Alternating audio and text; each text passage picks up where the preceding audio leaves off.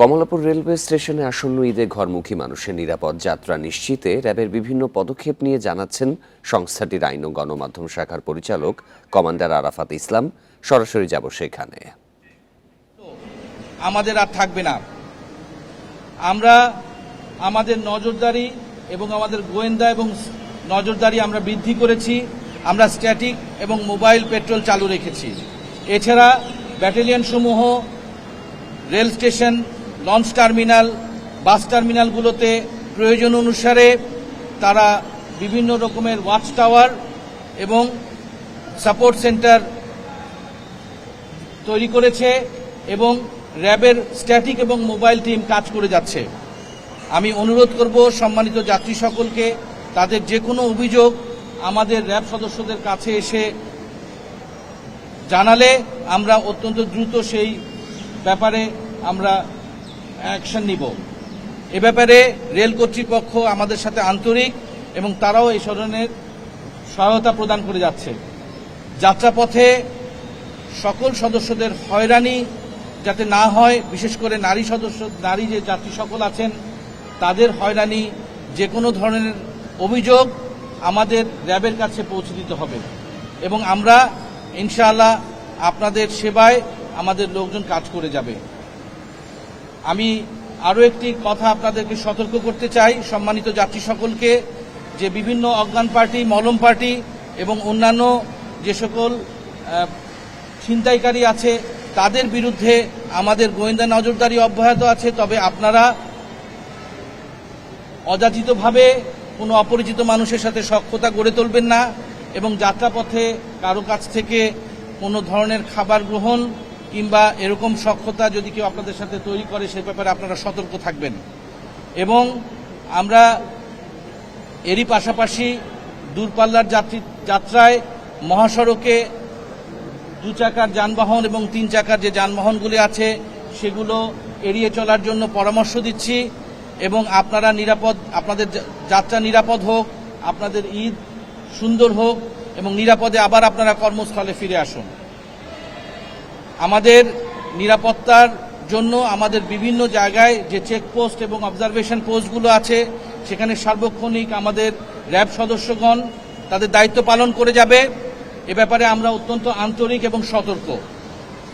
সম্মানিত যাত্রী সাধারণকে আমি অনুরোধ করব, আপনাদের অভিযোগসমূহ আমাদের র্যাব সাপোর্ট সেন্টার কিংবা অবজারভেশন পোস্ট কিংবা র্যাবের যেখানে টহল টিম আছে তাদেরকে জানান।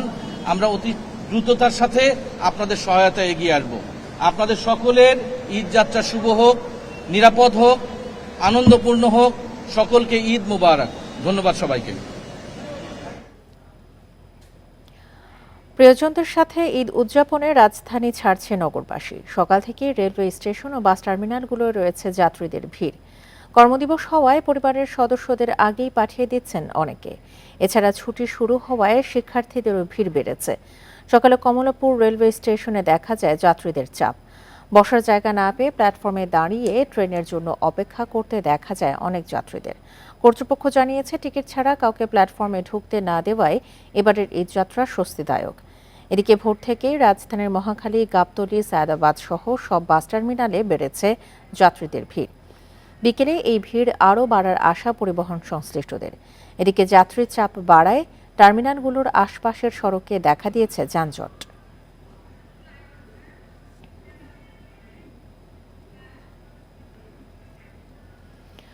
এই যাত্রার আরো খবর জানাতে মহাখালী বাস টার্মিনাল থেকে যোগ দিচ্ছেন আমাদের সহকর্মী খালেদ রায়হান।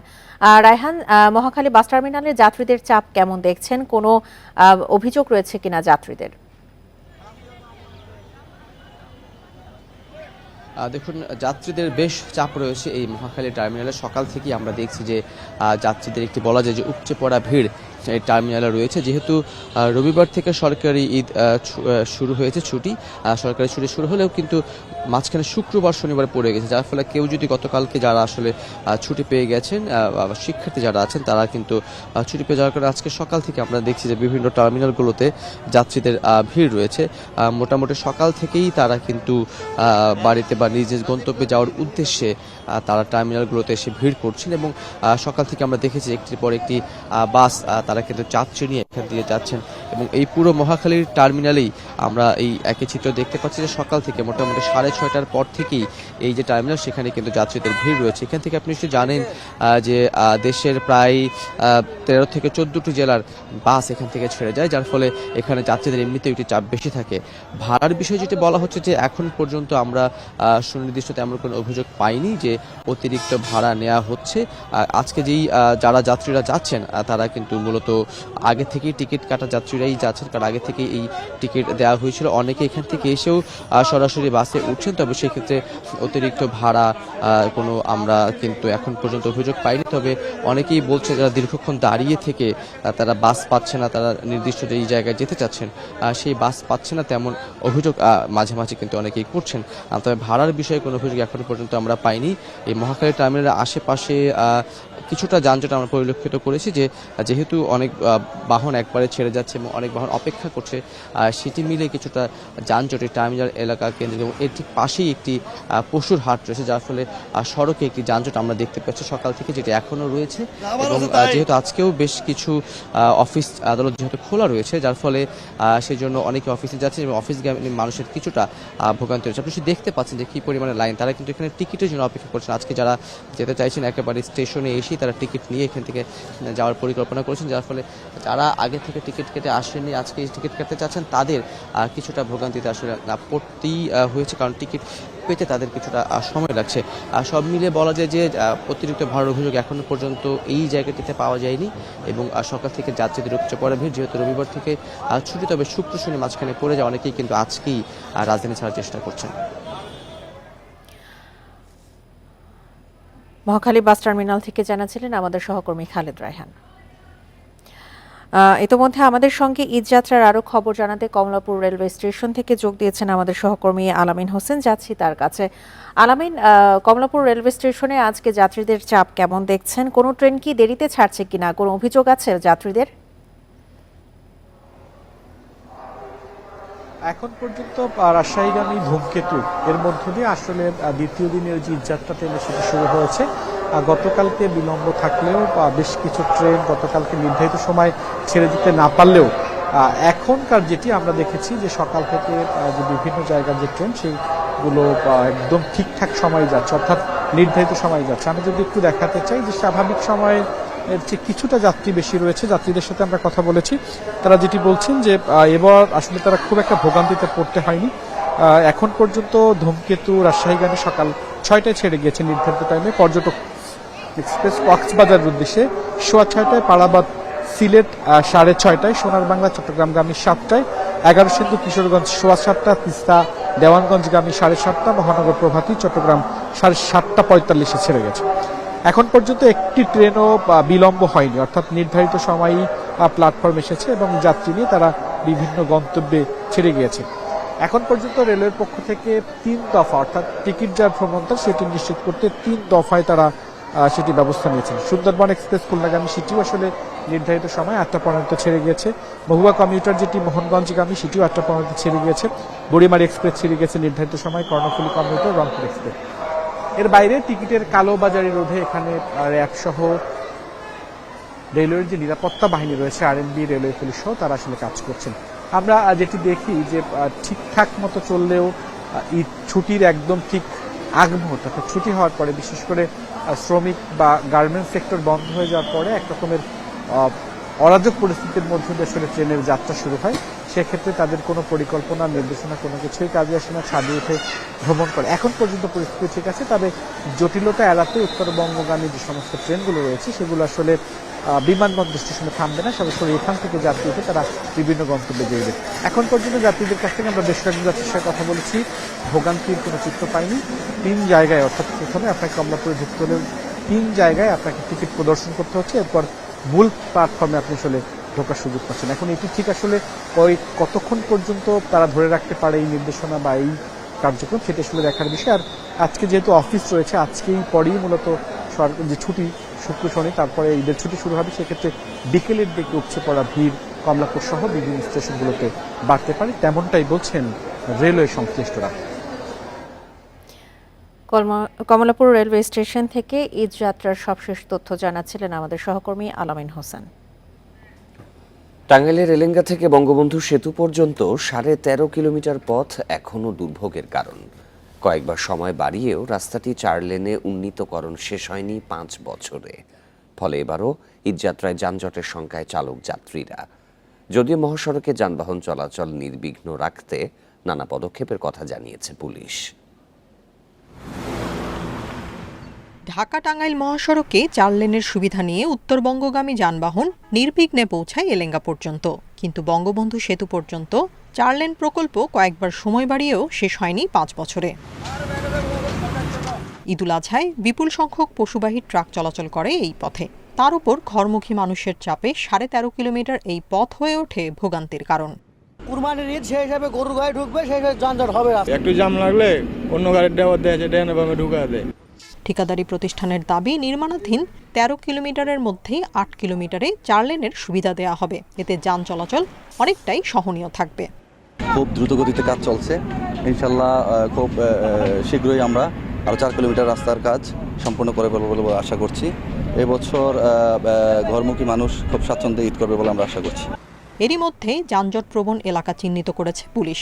সেসব এলাকায় যান চলাচল সুশৃঙ্খল রাখতে কাজ করবে আইন শৃঙ্খলা বাহিনীর 7 শতাধিক সদস্য। উত্তরবঙ্গমুখী একমুখী করে রাখি এই সময়টাতে, এবং উত্তরবঙ্গ থেকে ঢাকামুখী যে গাড়িগুলো আসে সেগুলোকে আমরা বঙ্গবন্ধু সেতু পূর্ব থানা গোলচক্কর থেকে বোয়াপুর হয়ে বোয়াপুর লিং রুট দিয়ে আমরা ঢাকা পাঠিয়ে দিই। এবছরে একই পরিকল্পনা হাতে নিয়েছি। এই মহাসড়ক দিয়ে চলাচল করে 21 জেলার যানবাহন। কোরবানির ঈদে সেই চাপ বেশি থাকায় এবং রাস্তার উন্নয়ন কাজ শেষ না হওয়ায় যানজটের সংখ্যা থেকেই যায়। Independent news. রাজধানীতে বসেছে কোরবানির পশুর হাট। বেচাবিক্রি শুরু হয়েছে গত রাত থেকেই। দেশের নানা প্রান্ত থেকে পর্যাপ্ত পশু এনেছেন খামারি ও ব্যাপারীরা। হাটে পশুর অভাব না থাকলেও দাম নিয়ে অভিযোগ আছে ক্রেতাদের। রাজধানীতে এবার 2টি স্থায়ী হাট সহ 22টি হাটে বিক্রি হচ্ছে কোরবানির পশু। বৃহস্পতিবার রাত 12টার পর থেকে আনুষ্ঠানিকভাবে শুরু হয় বেচাকেনা। সারা দেশ থেকে পশু নিয়ে হাটে এসেছেন ব্যাপারী ও খামারিরা। আকার ভেদে দাম হাঁকছেন তারা। গরুর পাশাপাশি ছাগলের চাহিদাও বেশ। তবে এবার কোরবানির পশুর দাম বেশি বলে অভিযোগ ক্রেতাদের। এখন গরুর দামটা একটু বেশি চাচ্ছে, তাই মানে দেখতেছি আর কি আজকে বাজারটা কিরকম। এর চেয়েও বড় গরু কিন্তু দাম প্রায় 2 লাখ 2.5 লাখ টাকা যাচ্ছে। এখনো ওনারাও কিন্তু এখন দাম ওইরকম ভাবে ছাড়তেছে না। খামারিরা বলছেন খাদ্যর দাম ও লালন পালনের খরচ বাড়ায় বেড়েছে পশুর দাম। তবে দাম বাড়ার পরও এবছর ভালো বিক্রির আশা তাদের। অনেক খরচের জন্য ব্যাপারীরা তো হিমশিম খাওয়া গেছে, অনেক ব্যাপারী লুজার হয়ে গেছে। তো আশা করতেছি যেভাবে মানুষ আসছে, যেভাবে গরুর ছবি উঠাচ্ছে, নিজেদের সেলফি নিচ্ছে, তো আশা করি এখানে একটা ভালো হাট, জমজমাট ঈদ কুরবানির হাট এখানে হবে। হাট বসতে না বসতেই দেখা গেছে অনিয়মের চিত্রও। সিটি কর্পোরেশনের নির্দেশনা উপেক্ষা করে পশু রাখা হয়েছে রাস্তায়ও। গরু হাটে এই অবস্থায় হয় সাধারণত, যারা নিয়ে আসে গরুর সাথে এরাই বিছনাপত্র নিয়ে থাকে, অস্থায়ীভাবে থাকে, ভাসমান অবস্থায় থাকে। কোরবানির পশুর হাট ও হাটের আশেপাশের এলাকায় বাড়ানো হয়েছে নিরাপত্তা। ক্রেতা বিক্রেতাদের সুবিধার জন্য চালু করা হয়েছে অস্থায়ী ব্যাংকিং সেবাও। ইকরামুল ইসলাম, ইন্ডিপেন্ডেন্ট নিউজ, ঢাকা। ঈদুল আজহাকে সামনে রেখে জমে উঠতে শুরু করেছে কোরবানির পশুর হাট। বড় গরুর চেয়ে মাঝারি পশুর চাহিদা বেশি। দাম নিয়ে ক্রেতা ও বিক্রেতাদের মধ্যে রয়েছে মিশ্র প্রতিক্রিয়া। সীমান্ত দিয়ে গরু প্রবেশ ঠেকাতে সতর্ক প্রশাসন। ঈদুল আজহার বাকি কয়েকদিন, এরই মধ্যে লক্ষ্মীপুরের 5 উপজেলার 63টি স্থায়ী ও অস্থায়ী পশুর হাট বসেছে। গতবারের চেয়ে এবার মাঝারি গরু 20 থেকে 25 হাজার টাকা বেশি দামে বিক্রি হচ্ছে। গত বছর থেকে দাম কিন্তু এখনো এই সহানুভূতির ভিতরে আছে, দাম বাড়তিও না কম না, ক্রেতাদের সাধ্যের ভিতরে আছে। এবার সব রকমের গরু আসে, দিলে অনেক জায়গাতে গরু আসে, এটা তো বড় বাজার, এটার তার বাজার বাংলাদেশের নাই।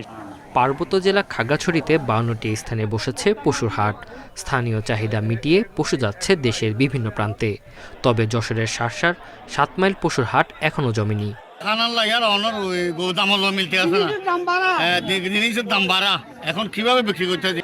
ভারতীয় গরু প্রবেশ করায় দিনাজপুরে ন্যায্য দাম পাচ্ছেন না বিক্রেতারা।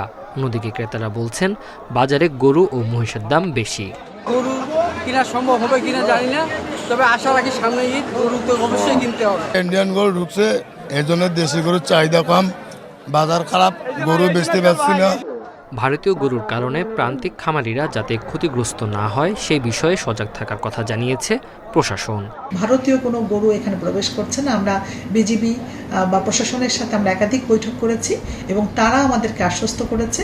আমরাও মানুষকে সচেতন করছি যে কোনোভাবেই যেন ভারতীয় গরু না আসে।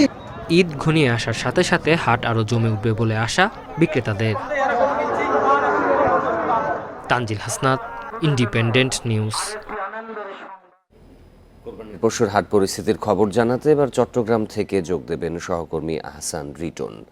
রিটন, চট্টগ্রামের হাটের বেচাকেনা এখনো কি জমে উঠেছে কিনা, দাম নিয়ে ক্রেতাদের মতামত কেমন?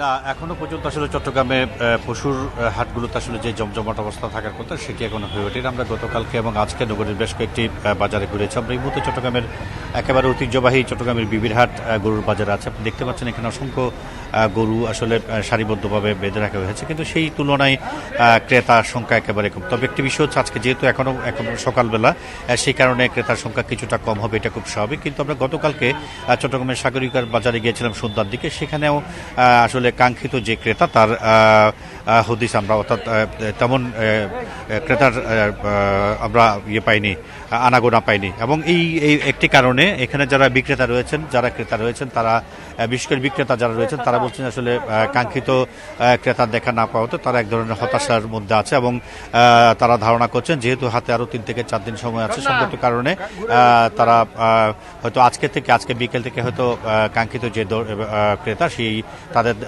দেখা তারা পাবেন। আমরা কয়েকজন ক্রেতা এবং বিক্রেতার সাথে কথা বলেছি। ক্রেতারা বলছেন যে আসলে যেহেতু হাতে কয়েকদিন সময় আছে সেই কারণে আসলে ব্যাপারীরা দাম ছাড়ছে না, সঙ্গত কারণে এই মুহূর্তে চাইলেও তারা তাদের পছন্দের পশুটি কিনতে পারছে না।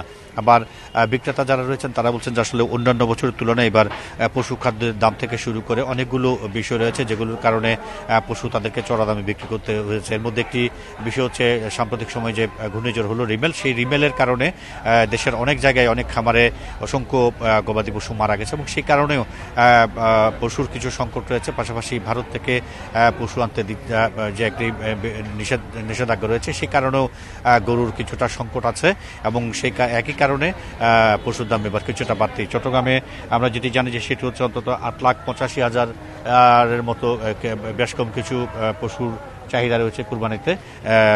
বাজার প্রাণী সম্পদ বিভাগের যে দাবি, তারা বলছেন যে আসলে যে পরিমাণ পশুর চট্টগ্রামের দরকার সেই সম পরিমাণ পশুর চেয়ে আরও বেশি তাদের কাছে চট্টগ্রামে মজুদ আছে এবং ধারণা করা হচ্ছে যে আসলে পশু সংকট হবে না। তবে যেহেতু এখনও 3 থেকে 4 দিন সময় আছে, মানুষের আসলে পশু রাখার জায়গা একটি ব্যাপার এবং সেগুলোকে লালন পালন করার একটি ব্যাপার, সব কিছু মিলিয়ে লোকজন আসলে এখনও পর্যন্ত বাজারমুখী হচ্ছে না। আমরা ধারণা করছি আজকে বিকেল থেকে হয়তো কাঙ্ক্ষিত যে ক্রেতা তাদেরকে পাওয়া যাবে এবং এরপরেই ক্রেতা বিক্রেতা উভয়ের আসলে সম্মিলিত প্রচেষ্টায় গরুর বাজার জমে উঠবে। এবং আরেকটা বিষয় বলে রাখি যে এই পশুর হাটগুলোতে যারা বিক্রি কিনে করতে আসছে তাদের সুবিধার্থে এখানে পুলিশ প্রশাসন রয়েছে, পাশাপাশি জাল নোট শনাক্তকরণের জন্য একাধিক বুথ আমরা দেখেছি। তো সব কিছু মিলিয়ে বলা যায় যে আমার কাছে এটুকুই ছিল পশুর হাটের খবর। হয়তো বেলা বাড়ার সাথে সাথে পশুর হাটগুলো জমজমাট হবে এমনটা প্রত্যাশা করছে সবাই। রিটন সাথেই থাকবেন। এবারে নওগাঁর হাট পরিস্থিতির খবর জানাতে যোগ দিচ্ছেন সহকর্মী সাদেকুল ইসলাম। সাদেকুল, নওগাঁর মোট কতটি স্থানে এবার পশুর হাট বসেছে? আপনি যেখানে রয়েছেন সেখানকার ব্যবস্থাপনা এবং দাম নিয়ে ক্রেতাদের প্রতিক্রিয়া কেমন?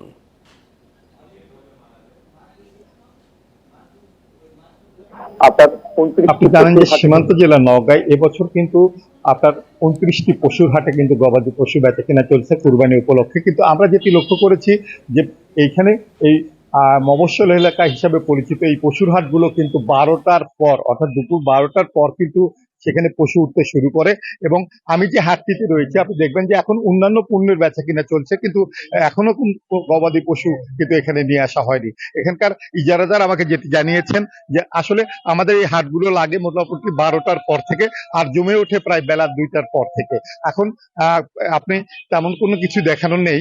আসলে এই পশুর হাটগুলোর কথা যদি আপনাকে জানাই যে এবারে পশুর হাটে আমরা যেটি দেখেছি যে আপনার বিশেষ করে গরু ছাগলের যদি আমি মূল্যের কথা বলি, আপনার গত বছরের তুলনায় সামান্য কিছুটা বেশি হলেও খামারিরা যেটি বলছেন যে আসলে এতেও তাদের কিন্তু পোষাচ্ছে না। তারা যেটি বলছেন যে গত বছর যে গরুটি তারা 1 লাখ টাকায় বিক্রি করেছেন, এবারে কিন্তু তাদের কমপক্ষে এটি 1,10,000 থেকে 20,000 টাকায় বিক্রি করতে হবে, কিন্তু সেইভাবে কিন্তু তারা বিক্রি করতে পারছেন না। বিক্রি করতে হচ্ছে গত বছরের মানে মূল্যেই। এবং এক্ষেত্রে তারা যেটি দাবি করছেন যে গবাদি পশুর যে খাদ্য, সেই খাদ্যের দাম কিন্তু কয়েক গুণ বৃদ্ধি পেয়েছে, সেই তুলনায় কিন্তু পশুর দাম বৃদ্ধি পায়নি। আর একটি জিনিস আপনাকে জানাবো যে আপনি জানেন যে প্রত্যেকটি হাটে আমরা যেটি লক্ষ্য করেছি সেটি হচ্ছে যে এই টোল আদায়ের ক্ষেত্রে নির্ধারিত যে মূল্য তার চেয়ে কিন্তু আপনার গবাদি পশুর ক্ষেত্রে প্রায় দ্বিগুণ, অর্থাৎ 500 জায়গায় সেখানে 800, কোনো হাটে কিন্তু 900 টাকা পর্যন্ত নেওয়া হচ্ছে এবং খাসির ক্ষেত্রেও প্রতিটি খাসির ক্ষেত্রে 1 থেকে 200 এমনকি 300 টাকাও অতিরিক্ত নেওয়া হচ্ছে। এই বিষয়গুলি নিয়ে জেলা প্রশাসকের কাছে একাধিকবার অভিযোগ দেওয়ার পরে আমরা দেখেছি যে ইতিমধ্যে কীর্তিপুর হাট সহ কয়েকটি হাটে কিন্তু প্রশাসন অভিযান চালিয়েছে এবং এই অভিযানের ফলে কিন্তু আপাতত কয়েকটি হাটে আমরা দেখেছি যে আপাতত কিন্তু স্বাভাবিক মূল্যেই কিন্তু পশুর বেচা কিনা চলছে। তবে এখানকার যারা ক্রেতা তারা যেটি বলছেন যে বড় বড় হাটগুলোতে কিন্তু এক্ষেত্রে আমরা যেটি দেখেছি সেখানে কিন্তু ভ্রাম্যমাণ আদালত চলছে না এবং সেখানে কিন্তু অতিরিক্ত টোল আদায় করা হচ্ছে এবং এখানে আপনার ক্রেতা যারা তারা কিন্তু মানে আর্থিকভাবে ক্ষতিগ্রস্ত হচ্ছেন এবং বঞ্চিত হচ্ছেন। এই ছিল মোটামুটি আমার কাছে নওগাঁর পশুর হাট পরিস্থিতি। নওগাঁ ও চট্টগ্রাম থেকে কোরবানির পশুর হাটের খবর জানাচ্ছিলেন সহকর্মীরা। কোরবানির হাট কাঁপাতে আসছে প্রায় 30 মণ ওজনের ষাঁড় জায়েদ খান। ফ্রিজিয়ান জাতের এই গরুটি এবার পশুর হাটের অন্যতম আকর্ষণ বলছেন খামার মালিক।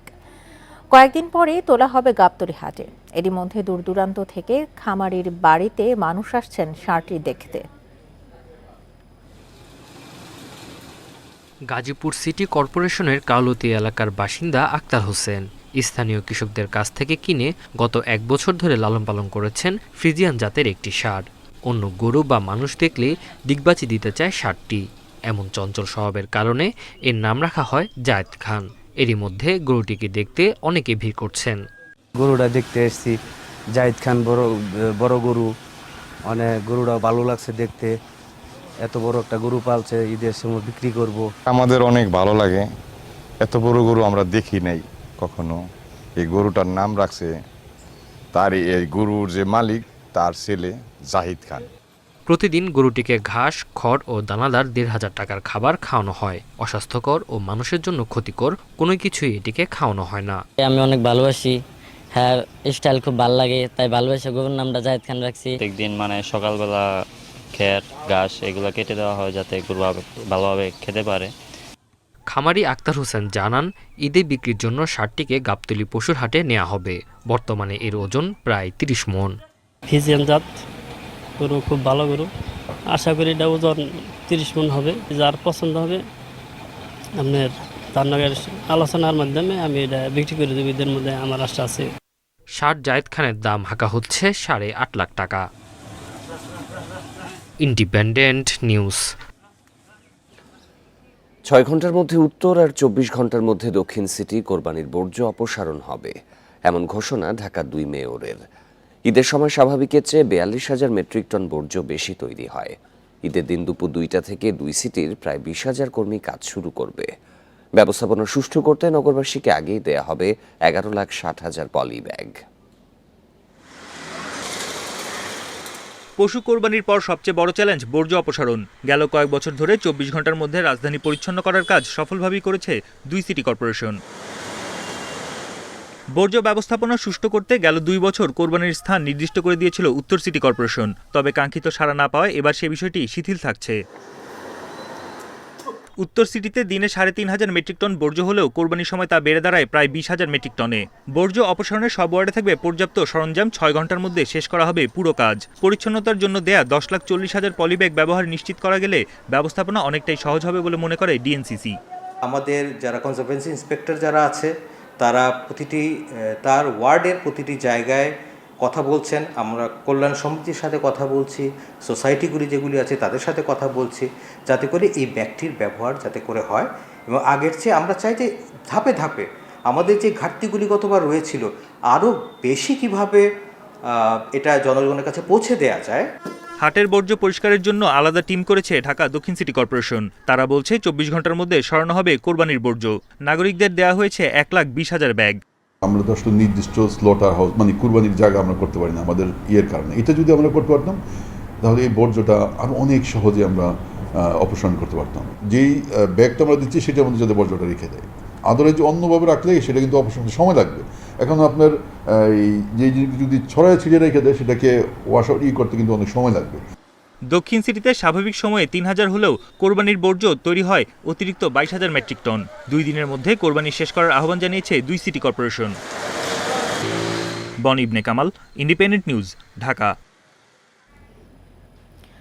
পুলিশের সাবেক মহাপরিদর্শক বেনজির আহমেদ ও তার পরিবারের সদস্যদের আরও 8টি ফ্ল্যাট, 25 একর জমিসহ বিপুল সম্পদ জব্দের আদেশ দিয়েছে আদালত।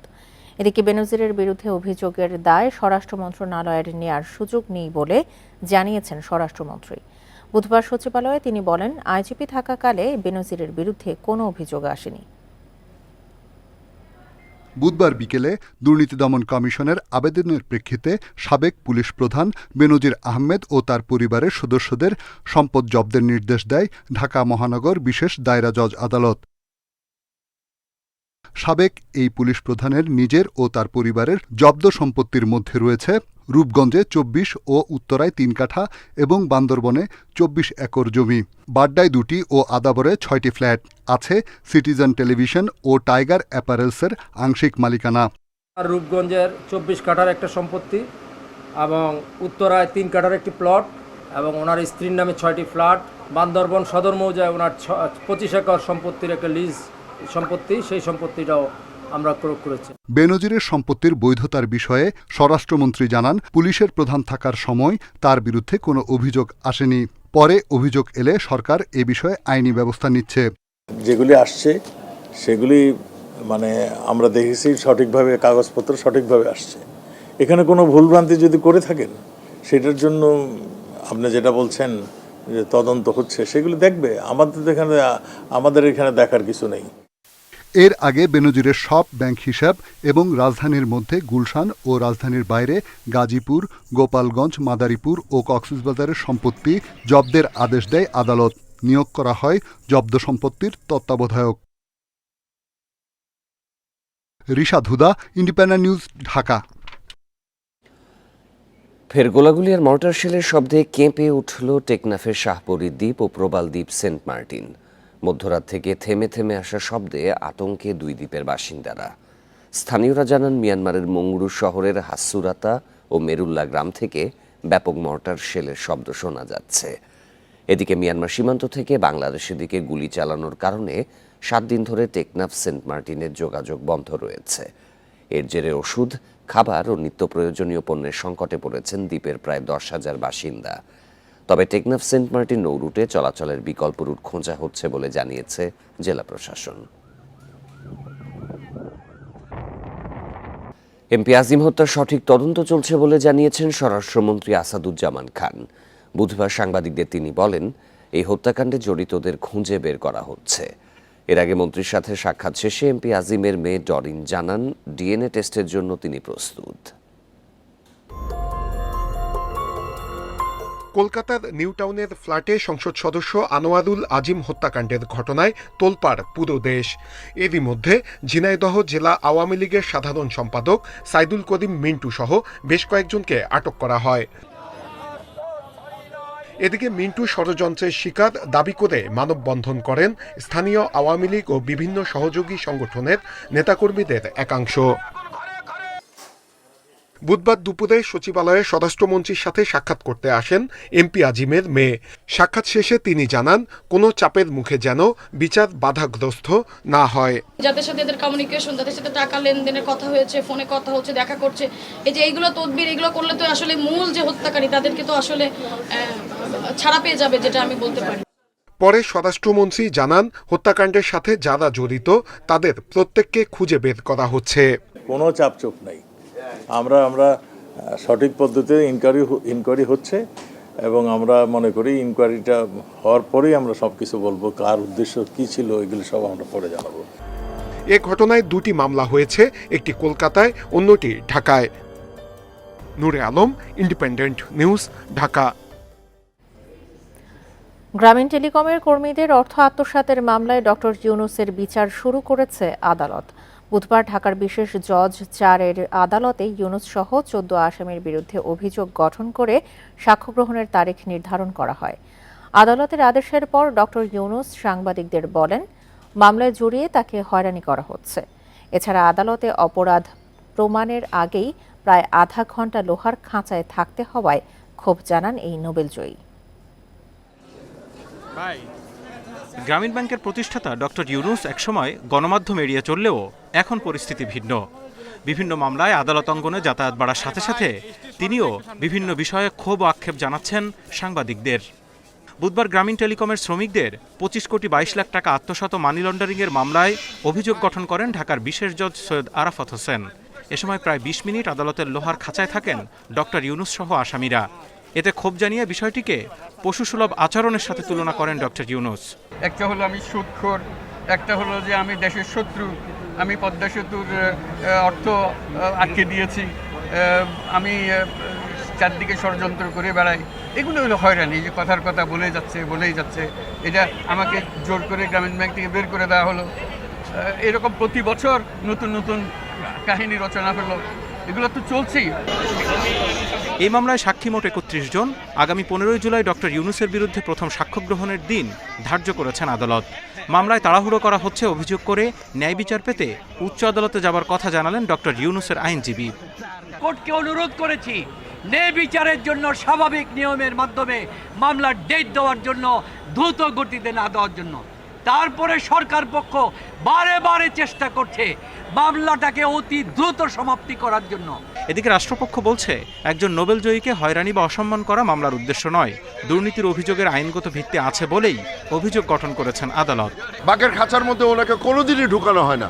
ওনাকে প্রত্যেক দিনই বলা হয় আপনি বসেন এবং আপনি আমাদের সাথে থাকেন, বসেন। কিন্তু তিনি অন্যান্য আসামি তাদের সাথে সহমর্মিতা প্রকাশ করে উনি ঢুকে যান। দুর্নীতির এই মামলায় দোষী সাব্যস্ত হলে সর্বোচ্চ যাবজ্জীবন কারাদণ্ডের বিধান রয়েছে আসামিদের। Zahidul Bashar, independent news, Dhaka. বাজেটে কর সুবিধা বাতিলের প্রস্তাবে জাপানি অর্থনৈতিক অঞ্চলে 2টি কারখানা নির্মাণ বন্ধ রেখেছেন বিদেশি বিনিয়োগকারীরা। নীতির ধারাবাহিকতা না থাকা নিয়ে প্রশ্ন তুলেছেন আরও অনেক বিদেশি উদ্যোক্তা। উদ্বিগ্ন দেশি বিনিয়োগকারীরাও। এই অবস্থায় দীর্ঘমেয়াদে বড় ক্ষতির আশঙ্কা করছে অর্থনৈতিক অঞ্চল কর্তৃপক্ষ বেজা। সুবিধা অব্যাহত রাখার অনুরোধ জানিয়ে প্রধানমন্ত্রীর মুখ্য সচিব ও জাতীয় রাজস্ব বোর্ড এনবিআরকে চিঠি দিয়েছে সংস্থাটি। নারায়ণগঞ্জের 2500-এ বাংলাদেশ ও জাপানের যৌথ উদ্যোগে হচ্ছে বিশেষ অর্থনৈতিক অঞ্চল, যেখানে কারখানা নির্মাণ শুরু করেছে জাপান, জার্মানি, তুরস্ক সহ কয়েকটি দেশের উদ্যোক্তা। বেজা কর্মকর্তারা জানান, বাজেট প্রস্তাবের পর কর সুবিধার অনিশ্চয়তায় 2টি কারখানার নির্মাণ বন্ধ রেখেছেন উদ্যোক্তারা।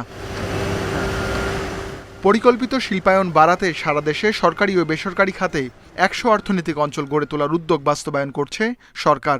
বিনিয়োগ পেতে আয়করে 10 বছর মেয়াদি ছাড় ও শুল্কমুক্ত সুবিধায় আমদানির সুযোগ দেয় সরকার। 2024-25 অর্থবছরের বাজেটে বেসরকারি অঞ্চলের সুবিধা বাতিল করার প্রস্তাব করেছেন অর্থমন্ত্রী। পলিসি ইনকনসিস্টেন্সি দেয়া বিনিয়োগকারীদেরকে, বিশেষ করে বিদেশি বিনিয়োগকারীদেরকে একটা রং সিগন্যাল দেবে। নতুন উদ্যোগ কেন, যারা অলরেডি এসেছে তারাও একটা শঙ্কার মধ্যে পড়ে যাবেন। বাজেট প্রস্তাবের পর বেজা কর্মকর্তারা যেমন বিদেশিদের প্রশ্নের মুখে পড়েছেন, তেমনি বেসরকারি অঞ্চলের মালিকরাও। কারখানা নির্মাণে বিদেশি 3টি কোম্পানির সঙ্গে আলোচনা এগোচ্ছিল মেঘনা গ্রুপের। বাজেট প্রস্তাবের কারণে দেখা দিয়েছে অনিশ্চয়তা। ইতিমধ্যে কিন্তু বিনিয়োগ ফ্লো শুরু হয়েছে। এখন এই জিনিসটা আমি অনুরোধ করব যে কোনোভাবে হোক সরকার যাতে এটা পুনর্বহাল করে পুনরবস্থায় ফিরিয়ে নেয়। এখানে কিন্তু সরকারের খুব বৃহৎ যে রেভিনিউ লস হয়ে যাবে, আমার মনে হয় বিষয়টা ওরকম না। বেজা কর্মকর্তারা জানান, গত 3 বছরে অর্থনৈতিক অঞ্চলগুলোর আমদানির পরিমাণ ৯,১৬৭ কোটি টাকা। শুল্কমুক্ত সুবিধার কারণে সরকার হারিয়েছে মাত্র 91 কোটি টাকা। অন্যদিকে কারখানা নতুন হওয়ায় অনেক কোম্পানি মুনাফায় আসেনি। বেজার হিসাবে 3 বছরে আয়করে ছাড় 250 কোটি টাকা ছাড়ায়নি। Ruhul Amin, independent news, Dhaka. ট্রেনে আম পরিবহনে রাজশাহী থেকে ঢাকা পর্যন্ত প্রতি কেজিতে খরচ মাত্র 1.5 টাকা, অথচ এতে আগ্রহ নেই ব্যবসায়ীদের। তাদের অভিযোগ, রেলের অব্যবস্থাপনা ও রুট সমস্যার কারণে এই উদ্যোগ সফল হচ্ছে না। এজন্য রেল বিভাগকে ডাক বিভাগের সাথে সমন্বয়ের দাবি তাদের। এদিকে ধারাবাহিক লোকসান দিয়েও এই সার্ভিস চালু রাখা নিয়ে রেল বিভাগের বিরুদ্ধে প্রশ্ন উঠেছে। আম পরিবহনে 2020 সাল থেকে রহনপুর, চাঁপাইনবাবগঞ্জ ও রাজশাহী হয়ে ঢাকায় যাতায়াতে ম্যাঙ্গো স্পেশাল ট্রেন সার্ভিস চালু করে রেল বিভাগ। প্রতি কেজি আম পরিবহনে খরচ 1 টাকা 47 পয়সা। এতেও সাড়া নেই ব্যবসায়ীদের। 173 টন ধারণ ক্ষমতার ট্রেনে এবারও প্রথম দিনে আম গেছে মাত্র 4.5 টন। ট্রেনে আম পরিবহনে নির্দিষ্ট গন্তব্যে পৌঁছাতে কয়েক দফা টাকা খরচের পাশাপাশি ভোগান্তির অভিযোগ ব্যবসায়ীদের। ট্রেনে পাঠালে হয় তাকে কমলাপুর অথবা বিমানবন্দর স্টেশন থেকে নিতে হয়। সেই ক্ষেত্রে তাদের কোনো ফিডব্যাক নাই যে কাস্টমারটাকে পাঠালাম তাকে যে তারা রিং দিবে বা SMS করবে, এ ধরনের কোনো দায়িত্ব তাদের নাই। লোকসান দিয়ে এই সার্ভিস চালু রাখায় উঠেছে নানা প্রশ্ন। তবে এই খাতকে লাভজনক করতে ডাক বিভাগের সাথে সমন্বয়ের দাবি ব্যবসায়ী নেতাদের। ডাক বিভাগ একেবারে বন্ধ অবস্থায় আছে, সেই ডাক বিভাগকে কাজে লাগার জন্য। তারই ফলশ্রুতিতে সচিব মহোদয় একটা কথা বলেছিল যে আমাদের সাথে এমইউ হচ্ছে এসএ পরিবহন আর সুন্দরবনের সাথে। যদি এসএ পরিবহন এবং সুন্দরবনের সাথে এমইউটা হয়ে থাকে তাহলে কেন ব্যবসায়িকদেররা কাছে এই মেসেজটা পৌঁছাতে পারলো না? তার ব্যর্থতা কে নেবে? প্রতি বছর ধারাবাহিকভাবে লোকসান হলেও তা লাভজনক করতে তেমন পদক্ষেপের কথা জানাতে পারেননি কর্তৃপক্ষ। মাননীয় মন্ত্রী আমাদের রাজশাহীতে এসে আমাদের বিভাগীয় কমিশনার অফিসে আমাদের বিভিন্ন স্টেক হোল্ডার সংশ্লিষ্টদের সাথে শেয়ার করেছেন বিষয়টা। এটা একটা প্রচারের একটা অংশ হিসেবে, এবং এটা হবে আমরা আশা করি। আমরা মাত্র শুরু হয়েছে। 2020 সাল থেকে 23 সাল পর্যন্ত আম পরিবহন করে মোট আয় হয়েছে 46,29,140 টাকা। এর বিপরীতে 1,47,22,000 টাকা লোকসান গুনতে হয়েছে রেল বিভাগকে। Mustafizur Rahman, independent news, Rajshahi. আর এ ছিল এখনকার মতো বিরতিহীন ইন্ডিপেন্ডেন্ট সংবাদ। আরও বিস্তারিত জানতে চোখ রাখুন ফেসবুক, ইউটিউব এবং এক্সে। ধন্যবাদ সবাইকে।